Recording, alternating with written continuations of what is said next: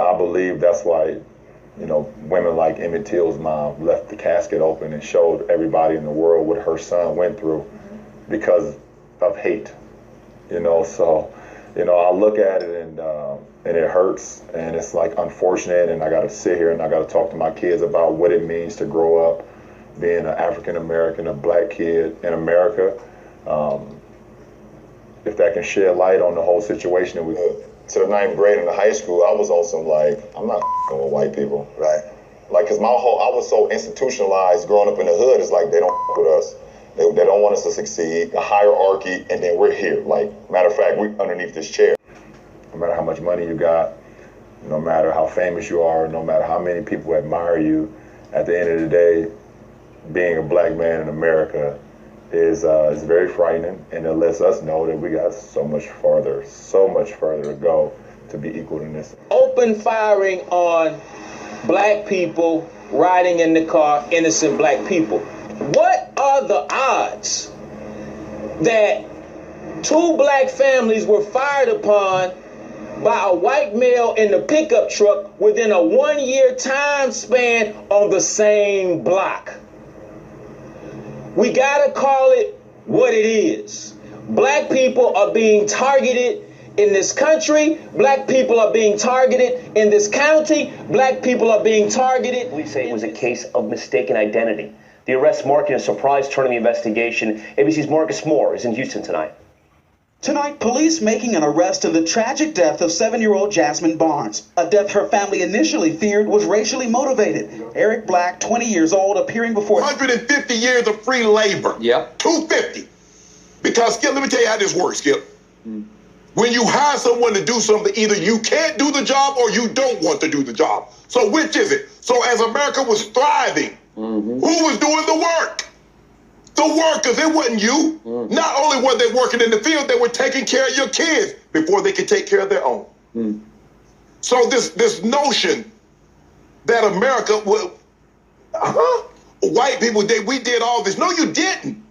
Skip, and then you have to look. The greatest purveyor of racism and violence is American white man. No race of people have suffered more on American soil than the black. No one. To this day. So you had 250. I mean, you could argue the Native Americans. But Skip, yeah, they weren't enslaved for 250. No, they were not. Now, they were just murdered often and their homes taken from them. That's what happened. I got it. And I'm just saying, for on balance. Yeah. Yes. And the thing was, Skip, and they still did it, and they did it. Yeah. See, guess what they did? So they've been stealing and looting since the inception of America. True. So when you talk openly and honestly about what they did to the American black, and then he's like, oh, get over that. That was so long ago. That's ingrained. Years and years, Skip, where you don't have any income. So great-grandfathers had sons and sons and sons that had... That's not a secret, but the reality of it is that I haven't been a friend to the European the entire time I'm doing this. But what they want is very similar in the Zimmerman case. You have a Sephardic so-called Jew, small hat. He goes out and kills a young boy. But the reality of it is when you kill our children, we're going to start killing your children. But they don't want their Sephardic Jewish children getting killed. So they make it a white issue. You never hear about a Jew killing a young black boy. It's a white. So now the masses of whites rally behind Zimmerman as a white Anglo-Saxon, which he's not. And then they support it, which thus makes black people angry with the white masses for supporting the murder of this young boy, when in fact, if you really take a close look at it, it wasn't a white Anglo-Saxon that killed a young man. It was a Jew, but you never hear that part.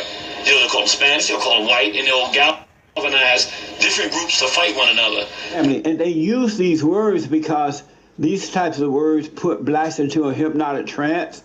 The words that put blacks under are words like racism, slavery, white supremacy, and that kind of stuff. Black go in a trance.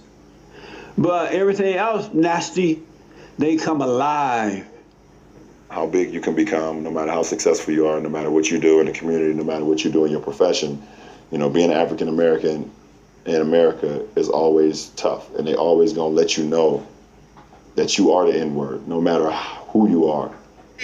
Diamond, We're here to dramatize, talk about the greatest hoax of our lifetime, the greatest lie of our generation, the myth of black victimization, the hoax of white racism. We're exposing that every day. We know that 93% of interracial violence in this country is black or white. We know that black crime and violence is wildly out of proportion. Yet we turn on the TV and we hear the opposite. That somehow white people are roaming the country attacking black people. Did you say anything to him before or after or during? No, I didn't say anything to him before anything. And Sylvia Johnson told us what the shooter said before he opened fire. Y'all raped our women, and now you taking the country. And this have to go through. I have to do this. No, I didn't say anything to him before. Right. The Washington Post did an analysis of how many people were killed by the police in the recent years, 1,000 of them. 500 of them were white, 250 were black. There were more unarmed white men killed by the police than unarmed black men. I was invited to Ohio State to give a speech before the football team by Coach Urban Meyer, then the coach. He called me and he asked me if I'd come in to talk to his players. And I said, Coach, are you aware that I went to the University of Michigan? And he paused for almost 10 seconds. I thought I killed him. So I came to the class and I addressed all these football players, and they were like this, Candace. They were not having it. They were not having it. Black and most conservative. of them were black, and they were all like this. And I'm sure they thought it was an Uncle Tom and a sellout and all the words you've heard before. Yep. And I said, there were about 16 unarmed black men killed last year by the police. And you can probably name the unarmed black men that have been killed in recent years, whether it's Eric Gardner or Freddie Gray or Trayvon Martin. I know he wasn't killed by a cop, but he was killed by a guy that purported to be the neighborhood watchman. Sandra Bland, we all know their names. Michael Brown. I said there were more unarmed white men killed by the police than unarmed black men. Name one. Room was silent for almost 20 seconds. See, that's that Larry Elder thing where you're just like, you realize you don't know anything. And when you talk to cops, Candace, they will tell you they are more hesitant to pull the trigger on a black suspect than a white suspect. And this has been documented. There's an economist named Roland Fryer. He's at Harvard.